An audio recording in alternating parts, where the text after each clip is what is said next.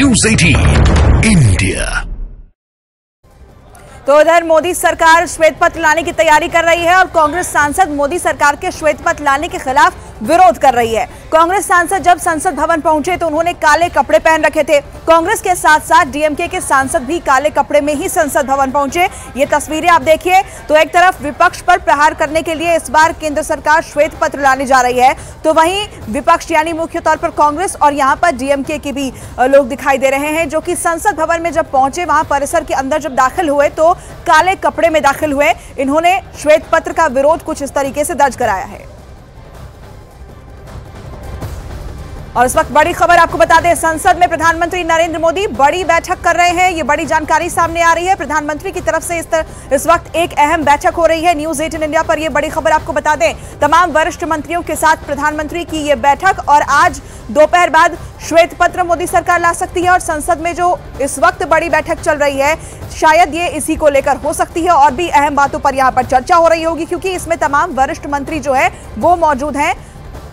Details के लिए news 18 India के हमारे सहयोगी अमित का सीधे रुख कर लेंगे। अमित, क्या और डिटेल्स हैं प्रधानमंत्री की बैठक को लेकर? अमित पांडे। देखिए, सत्र शुरू होने से पहले पीएम मोदी की वरिष्ठ मंत्रियों के साथ बैठक है और इसमें प्रहलाद जोशी, राजनाथ सिंह समेत वरिष्ठ मंत्री शामिल है। कुल मिलाकर बचे हुए सत्र किस तरीके से आगे उनको सुचारू रूप से संचालित किया जाए, उस पर यह चर्चा हो रही है। और इससे पहले भी कई बार पीएम संसद सत्र शुरू होने से पहले मंत्रियों की बैठक लेते हैं और उसी सिलसिले में ये एक अहम कड़ी है। और अब से आज ही फर्स्ट हाफ में ही श्वेत पत्र लाया जाएगा और इसको वरिष्ठ मंत्री सरकार का पेश करेगा, तो इसको लेकर भी इसमें चर्चा संभव है। ठीक है अमित, शुक्रिया आपका अपडेट के लिए। कभी ऐसा हंसी आती है कि उन्होंने परसों पब्लिक सेक्टर्स की बात करके उन्होंने बताया, लेकिन ऐसा नहीं कौन सा बताया कि जो पंडित जवाहरलाल नेहरू जी के ज़माने में HAL, HMT, BEL, BHEL ऐसे चीज़ें कोई है उन्होंने कभी बताया नहीं। वो कौन से हैं उनके ज़माने में पब्लिक सेक्टर्स, कितने लोगों को एम्प्लॉयमेंट मिला, कितने लोगों को अच्छी नौकरी मिली, ये उन्होंने कभी नहीं बताया। और दूसरी बात ये तो रोजगारी की, एक देहात में भी रोजगारी कम हो रही क्योंकि ये नरेगा का पैसा वो रिलीज नहीं कर रहे और हर स्टेट में डिस्क्रिमिनेशन हो रहा है। जैसा कि कर्नाटक है, आंध्रा है, जहाँ भी बोलिए, या तेलंगाना है, केरला और कर्नाटक, सभी ऐसे जो यहाँ पर जो non Congress, non BJP states जो है उनको निगलेक्ट किया जा रहा है। कहीं के भी वहाँ पर उनकी सरकार नहीं है। कल संसद भवन में प्रधानमंत्री मोदी ने अपने भाषण में भी यूपीए शासनकाल का जिक्र किया। पीएम मोदी ने यूपीए के 10 साल के कार्यकाल पर करारा वार किया। पीएम ने कहा कि यूपीए के 10 साल में देश में जो गुस्सा भड़का उसका खामियाजा कांग्रेस पार्टी को भुगतना होगा। देश और दुनिया उनके 10 साल के कार्यकाल को ऐसे क्यों देखती थी? देश क्यों नाराज हो गया? आज बातें तो बड़ी बड़ी की जा रही है। कांग्रेस के 10 साल का इतिहास देखिए। फ्रेजाइल 5 इकोनॉमी में दुनिया में कहा जाता था, मैं नहीं, दुनिया कहती फ्रेजाइल 5, पॉलिसी पैरालिसिस, ये तो उनकी पहचान बन गई थी।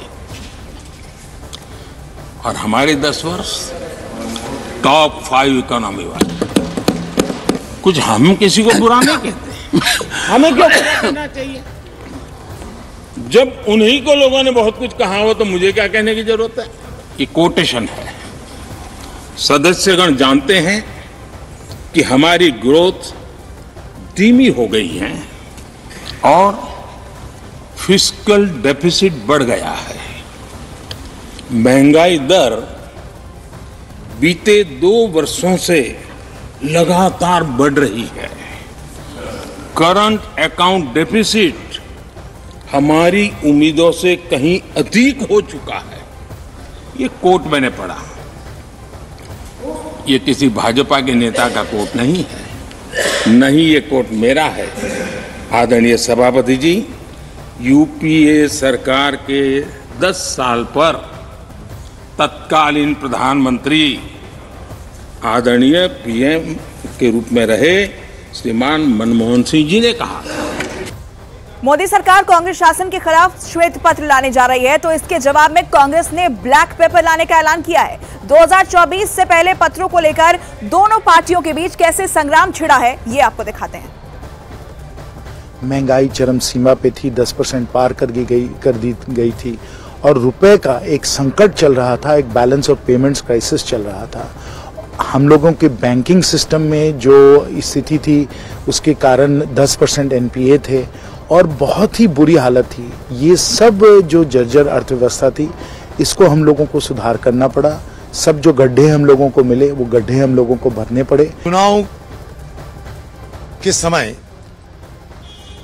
मोदी जी खुद कहते हैं कि 370 तो वो मिल ही गए हैं, एनडीए को 400 पार कराना है।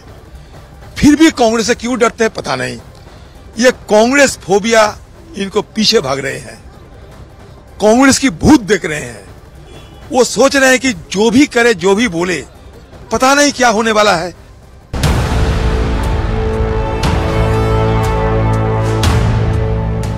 फंड के मुद्दे पर आज भी दिल्ली में सेंट्रल वर्सेस साउथ को लेकर सियासत होने जा रही है और इसी से जुड़ी ये बड़ी खबर इस वक्त हम आपको बताएंगे। कर्नाटक के मुख्यमंत्री सिद्धारमैया के बाद अब केरल के सीएम पिनराई विजयन भी केंद्र सरकार के खिलाफ दिल्ली इस वक्त पहुंच चुके हैं। सुबह 11 बजे केरल के मुख्यमंत्री अपने पूरे मंत्रिमंडल और गठबंधन के विधायकों के साथ जंतर मंतर पर प्रदर्शन करने वाले हैं और ठीक कर्नाटक की तरह केरल की सरकार भी केंद्र पर उसके साथ भेदभाव करने का आरोप लगा रही है। यानी उत्तर बनाम दक्षिण भारत की ये लड़ाई और भी ज्यादा तेज हो गई है। दोनों ही सरकारों की, यानी कर्नाटक और केरल, दोनों ही राज्यों की सरकारों की अपनी अपनी दलीलें हैं, भेदभाव का आरोप है। और सीधे मैं अपनी सहयोगी प्रियंका कांडपाल का रुख करती हूं। प्रियंका, इस वक्त जो स्थिति बनी हुई है वो सब कुछ लोकसभा चुनाव को देखते हुए, इससे हम बिल्कुल इनकार नहीं कर सकते हैं क्योंकि दक्षिण के राज्यों में बीजेपी का भी पूरा फोकस है। लेकिन पहले केरल, उसके पहले कर्नाटक और उसके बाद केरल। जी बिल्कुल, मैं आपको तस्वीरें रीमा दिखा दूं कि किस तरीके से मार्च जो है वो शुरू हो चुका है। सीएम पिनराई विजयन जो है वो उसको लीड करते हुए आपको नजर आएंगे। हाथों में प्लेकार्ड्स है, तमाम एमपीज एमएलए जो यहाँ पर पहुंचे हुए हैं और केरला के कैबिनेट मिनिस्टर्स पहुंचे हुए हैं और आरोप वही कि सदर्न स्टेट्स के साथ, साउथ स्टेट्स के साथ भेदभाव सेंट्रल गवर्नमेंट करती है फंड एलोकेशन को लेकर। ये तस्वीरें आपको दिखा रहे हैं जहाँ केरला हाउस से लेकर जंतर मंतर तक मार्च करते हुए नजर आ रहे हैं आपको तमाम केरला के जो कैबिनेट मिनिस्टर्स हैं, एमपी हैं, एमएलएज हैं। और यहाँ आप देख रहे हैं कि जो तस्वीरें हम आपको दिखा रहे हैं उसमें सीएम आपको केरला के साथ नजर आ रहे हैं जो लीड करते हुए आगे की तरफ बढ़ रहे हैं। यहाँ से केरला हाउस से पैदल चलते हुए तमाम लोग जंतर मंतर पे पहुंचेंगे जहाँ प्रदर्शन करेंगे। कल इसी तरीके की तस्वीरें कर्नाटक से हमने देखी थी जहाँ पर उन्होंने भी केंद्र सरकार पर फंड ना देने या कम देने का आरोप लगाया था और